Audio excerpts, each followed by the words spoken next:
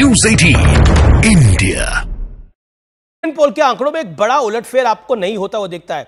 अनुराग भदौरिया, इस opinion poll को देखकर आपका पहला रिएक्शन क्या है? क्योंकि ये 3 ओपिनियन पोल का निचोड़ है और ये निचोड़ कह रहा है कि आप कितना भी प्रयास कर ले लेकिन जनता आपकी सुनने को तैयार नहीं है।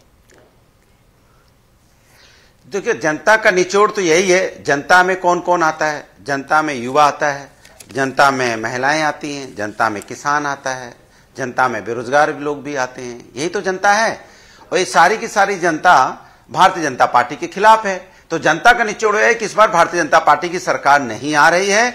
क्योंकि आपने देखा होगा, घोसी का लास्ट चुनाव हुआ था, उपचुनाव, वहां भी ओपिनियन पोल यही कह रहे थे, एक तरफा जीत रही है भारतीय जनता पार्टी और एक तरफा ही वो हार गई वहां पे घोसी में उपचुनाव। तो इसलिए मैं आपसे कह रहा हूं कि आप घोसी उपचुनाव की बात कर रहे हैं, मतलब आप अनुराग भाई अभी राज्यसभा का चुनाव हुआ है, एक सीट आपकी हाथ से निकल गई है और उससे पहले आप 2022 का विधानसभा चुनाव हार गए। आप घोसी उपचुनाव को लेके पकड़े हुए हैं। देखिए, पानी गंगा में बहुत बह चुका है। आप देखिए, मैं फिर कहता हूं, मैं ये बात अक्सर कई बार यूज करता हूं कि हमने देसी की खाया था, हमारी कलाई सूंघ लो। ये कांग्रेस वाली रणनीति बंद कर दीजिए। तो लीजिए, कहानी नहीं आप फैक्चुअल सिचुएशन ही नहीं देख रहे। सुन तो लीजिए। मैं तो सुना आपको, 2 मिनट सुना आपको। लीजिए, अरे भाई, लेकिन आपका वही घिसा पूरे पिटा पुराना राग, युवा सुनेंगे, फलाना सुनेंगे, ढमका से कंपेयर कैसे कर दे? अनुराग भाई एक सेकंड बात में बोल तो लूं। नेता भी नब समझते हैं ना। जयंत चौधरी आपको क्यों छोड़ के चले गए? उनको भी ये नंबर दिख ही रहा होगा ना। क्यों नीतीश कुमार इंडिया अलायंस छोड़ के चले गए? उनको भी ये नंबर दिख ही रहा होगा ना पब्लिक के अंदर से। अब मैं बोलूं, देखिए, सवाल यह है कि आपने कहा राज्यसभा का चुनाव नेता एमएलए को लेके होता है, जनता को लेके नहीं होता है। वो एमएलए यही इसी तरह अंतरात्मा जागी थी दारा सिंह चौहान की, वो भी बीजेपी में चले गए थे। फिर अंतरात्मा का क्या हुआ? चुनाव हुआ, बीजेपी से लड़े, हार गए। तो मैं तो कह रहा हूं, जो विधायक जिस तरह से टूट के जाते हैं, चुनाव लड़के देखे ना तो पता चल जाएगा अंतरात्मा कहां चली जाएंगी, जनता अंतरात्मा। मैं कह रहा हूं, मैं पीसीआर को निवेदन कर रहा हूं, नंबर्स को स्क्रीन पर रखे। जो हम नंबर्स दिखा रहे हैं वो नंबर्स बहुत महत्वपूर्ण है, लेकिन मैं एक और सर्वे है, जो सर्वे अभी तक कहीं रिपोर्ट नहीं हुआ है, उस सर्वे को भी रिपोर्ट करूंगा। इप्सॉस का ये सर्वे है जो कि रेटिंग्स है, अप्रूवल रेटिंग्स है प्रधानमंत्री नरेंद्र मोदी के बारे में। और वो सर्वे क्या कह रहा है, वो उत्तरी क्षेत्र के बारे में क्या कह रहा है, पूर्वी क्षेत्र के बारे में क्या कह रहा है, उसकी डिटेल भी मैं आपको बताऊंगा। लेकिन एनडीए का नंबर 370 पार है और ये आपके लिए अच्छी खबर है या बुरी खबर है? प्रेम शुक्ला। देखिए, आरंभ तो प्रचंड है। जैसे पीयूष मिश्रा जी की कविता है ना, मशहूर कविता, आरंभ है प्रचंड, तो उसके आधार पर आरंभ तो प्रचंड है और 400 के पार तो जाना ही जाना है।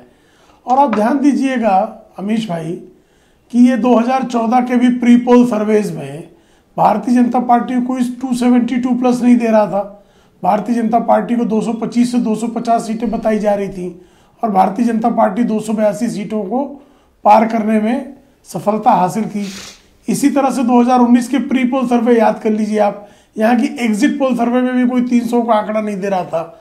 आदरणीय नरेंद्र मोदी जी के नेतृत्व में जब अब की बार भाजपा 300 पार का नारा हुआ जी, तो हर किसी ने तमाम तरह के जो है सो व्यंग्य बाण कसे। ये अनुराग भदौरिया ही बड़ा व्यंग्य कसा करते थे। लेकिन हुआ क्या? जनादेश प्रचंड मिला और आदरणीय नरेंद्र मोदी जी के नेतृत्व में भारतीय जनता पार्टी 303 सीटों पर अकेले जो है विजय का पताका फहराने में कामयाब हुई। नहीं, तो उसी तरह से लेकिन ये ओवर कॉन्फिडेंस है। लेकिन ये ओवर कॉन्फिडेंस तो नहीं है बीजेपी का, हमारा जो है वो साकार होगा। जी, मैं प्रश्न नहीं सुन सकता। मेरा प्रश्न ये है कि ये ओवर कॉन्फिडेंस तो नहीं है आप लोगों का कि हम तो 370 पार आ रहे हैं, देखिए 400 आ रही है। आपके वोटर में आएगा ये तो 400 पार आ ही रहे हैं। अगर हम वोट नहीं डालेंगे तो हो सकता है 370 आ जाएंगे, सरकार तो फिर भी अपनी बन रही है। आपके वोटर में भी तो एक कंप्लेसेंसी आ सकती है, आपके वर्कर में भी तो कंप्लेसेंसी आ सकती है। हमारा जो नेतृत्व मंडल है भारतीय जनता पार्टी के आदरणीय नरेंद्र मोदी जी के नेतृत्व में, वो अहर्निश परिश्रम करता है।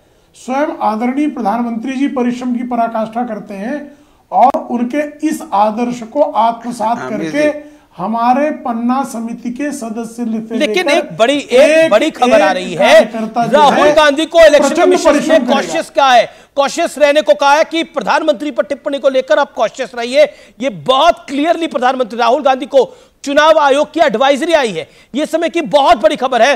पीएम पे सोच समझकर बोलने की सलाह दी है राहुल गांधी को इलेक्शन कमीशन ने। संजीव झा, इंडिया अलायंस के पार्टनर हैं राहुल गांधी, और इंडिया अलायंस के आप भी पार्टनर हैं, आपका तो गठबंधन भी है, लेकिन दिल्ली में गठबंधन भी कर रहे हैं, लेकिन लाभ नहीं हो रहा है। देखिए, मुझे लगता है कि ये जैसा भी संजय जी बता रहे थे, पंजाब में गठबंधन नहीं कर रहे लेकिन लाभ हो रहा है।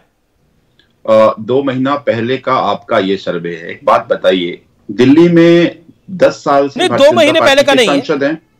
दिल्ली में 10 साल से भारतीय जनता पार्टी के सांसद हैं। दिल्ली की जनता को जब जब जरूरत पड़ी अपने सांसद अंदाज दिखा, जब जब लगा कि दिल्ली की आवाज दिल्ली की जनता के पास संसद में जाना चाहिए, तो दिल्ली की आवाज संसद में जाता हुआ नहीं दिखा। एक बात, दिल्ली के सांसद कभी दिल्ली की जनता के बीच में नहीं दिखे। और तीसरी बात कि आम आदमी पार्टी की सरकार जो दिल्ली में काम कर रही है उससे जनता बहुत खुश है। और आज हम जा भी रहे हैं, लोगों को कह भी रहे हैं कि भाई दिल्ली में आप अगर चाहते हैं कि दिल्ली में काम ना रुके और दिल्ली में काम रुके, संसद में वो आवाज बने, तो आप इंडिया अलायंस के सांसद को चुनिए। लोग तैयार हैं।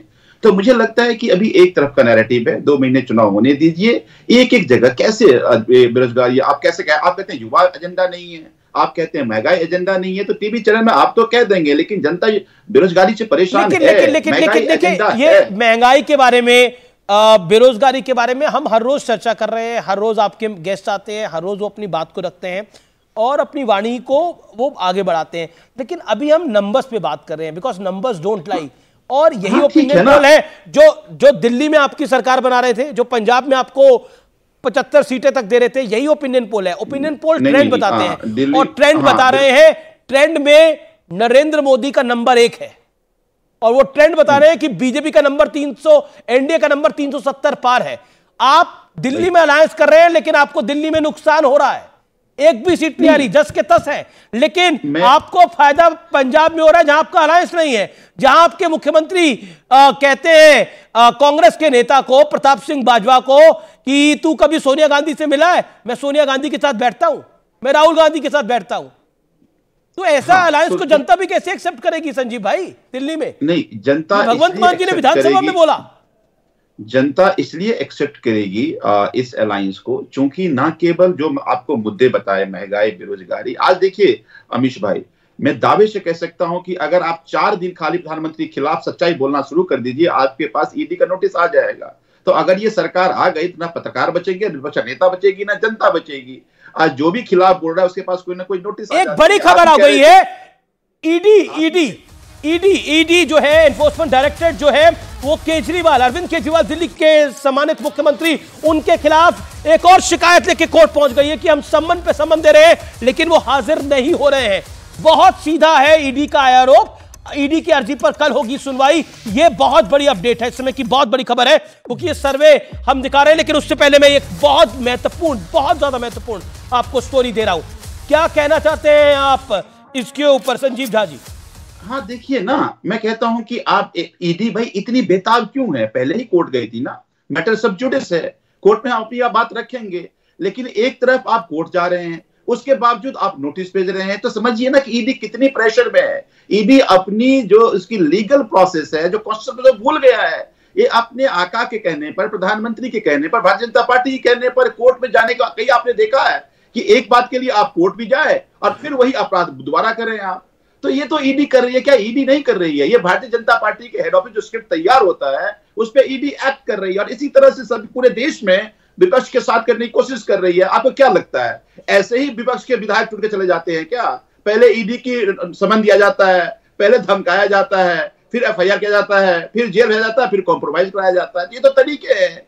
आप देखिए ना, किसी तरह जिस तरह से पहले चंडीगढ़ में कोशिश की गई हमारे पासपोर्टों को तोड़ने की, जब नहीं टूटा तो वोटों की चोरी करते हुए पकड़े।